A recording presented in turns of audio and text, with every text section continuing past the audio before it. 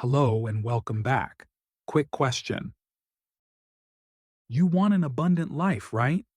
You want financial peace, generational impact, and the resources to be outrageously generous? We all do. But here's the truth. Most people are chasing abundance in the wrong places. The stock market, the next viral side hustle, or a lottery ticket. If you want real, God-given abundance, you don't look to a modern guru. You look to the original. You look to the man who was so rich, the Bible says silver was treated like stones in his kingdom. I'm talking about King Solomon. The Bible explicitly states in 1 Kings 10:23, "So King Solomon surpassed all the kings of the earth in riches and wisdom." He was the wealthiest man who ever lived, not by chance, but by divine design. God promised him riches and honor because he chose wisdom first. 1 Kings 3:12-13. Today, we're cutting through the noise to give you 5 undeniable secrets from the richest man in the Bible, practical, action-oriented advice from the books of Proverbs and Ecclesiastes that will unlock your faithnance flow and bless your life. Let's get after it. Secret number 1. Prioritize wisdom over wealth. This is the foundation. It's counterintuitive, but it's where Solomon started. When God offered him anything, Solomon didn't ask for gold. He asked for wisdom to govern God's people. Because he prioritized the right thing, God gave him both. Solomon writes in Proverbs 4:7, "Wisdom is the principal thing. Therefore, get wisdom. And with all you're getting, get understanding." Listen, you can pray for provision all day, but if you don't have the wisdom to manage $1,000, God can't trust you with $10,000. Wisdom is a resource manager. It tells you to budget, to save, and to invest. Wisdom is a debt eliminator. It warns you that the borrower is slave to the lender.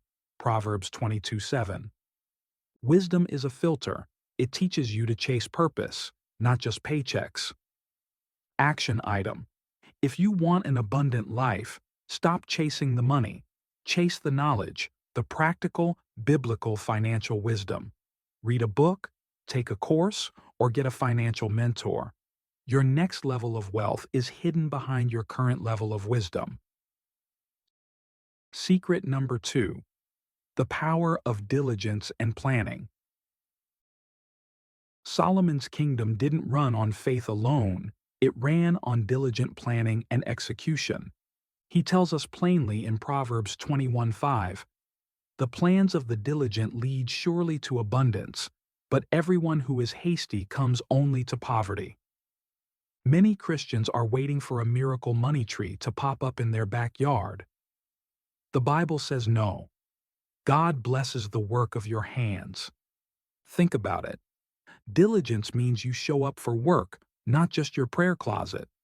Planning means you use a budget to tell your money where to go, instead of wondering where it went. Solomon was talking about intentionally managing resources when he said in Proverbs 27:23, "Be sure you know the condition of your flocks, give careful attention to your herds." That is budgeting, people. That is paying attention to your income, your outgo, and your assets. Action item. Stop being hasty with your money. Create a plan. Get on a zero-based budget. Plan your giving, plan your saving, and plan your spending.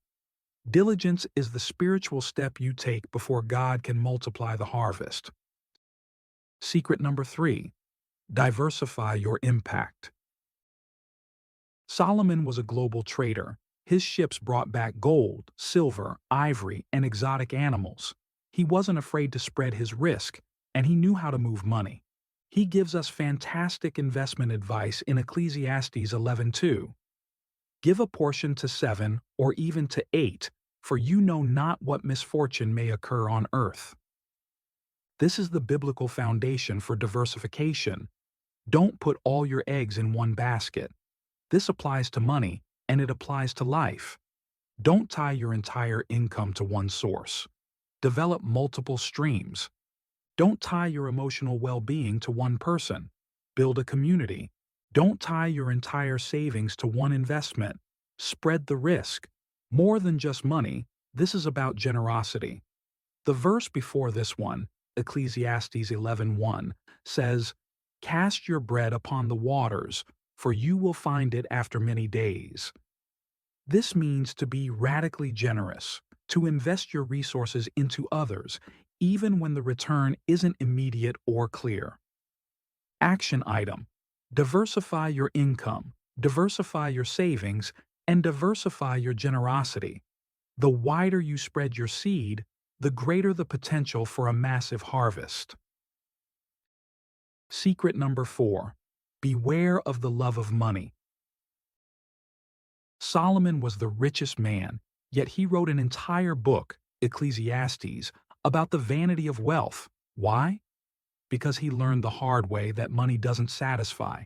He says in Ecclesiastes 5:10, "He who loves money will not be satisfied with money, nor he who loves wealth with his income. This also is vanity." This is the critical difference between the lie we exposed earlier, "Money is the root of all evil," and the truth. Solomon had all the money, but he warns us that the love of it is a trap. Money, for Solomon, was a tool given by God to build a temple and run a kingdom. When he started chasing money and possessions for personal gratification, marrying hundreds of foreign wives, multiplying horses, and taxing his people, it led to his downfall and the eventual division of his kingdom. The lesson: money amplifies what is in your heart. If your heart is chasing God, money will amplify your generosity. If your heart is chasing pleasure and status, money will amplify your destructive behavior. Action item: check your heart. Are you seeking God's kingdom, or are you seeking the bank account balance? Money is a good servant, but an awful master. Keep your eyes on the master. Secret number 5. The true end of the matter. Solomon had it all: a golden throne, hundreds of talents of gold a year, unmatched fame. But after all that, he concludes his entire life's work with the definitive truth about what actually matters. In Ecclesiastes 12:13, he writes, "The end of the matter, all has been heard. Fear God and keep his commandments, for this is the whole duty of man." This is the ultimate Faithnance Flow principle. All the wisdom, all the wealth, all the planning, it's all meaningless if it doesn't lead you back to God. The goal of abundance isn't a big bank account. The goal is to be a faithful, generous steward who uses resources to expand God's kingdom and bless others. That is the highest and best use of money on the planet, and that is the abundant life Solomon wants you to live. It's time to choose the path of wisdom, diligence, and eternal purpose. It's time to live the abundant life God designed for you. If this video spoke to you, then you know there are people in your life who need to hear this truth. Don't keep this a secret. Hit that share button right now and send it to 3 people who are stuck in the chase for vanity.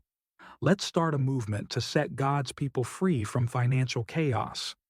And while you're at it, like this video and subscribe to the channel for more Faithnance Flow to bless your life.